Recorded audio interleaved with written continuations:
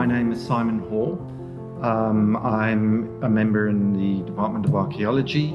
My particular field of archaeology focuses on what broadly is called historical archaeology. It's a subfield of archaeology, which addresses the material culture of the archaeology of the recent past. The issue of the Kruisrivier cemetery is that these 9 individuals unethically obtained and donated, entered the UCT Medical School skeletal collection in 1926, in which, as it turns out, 2 individuals are not from the cemetery, so it's 7 individuals were exhumed from the cemetery by the landowner and the son and donated to UCT as skeletal specimens of racial types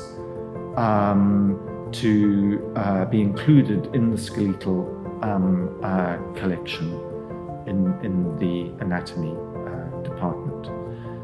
So my role as an archaeologist on this team was to identify, in a sense, the scene of the crime and identify very specifically the individual graves from which the individuals had been taken. Briefly, on the one hand, there were graves that were clearly Christian in their style. They had headstones and footstones. And then another style of burial was stones that marked the position of the grave, packed in platforms or in slightly mounded cairns of stone.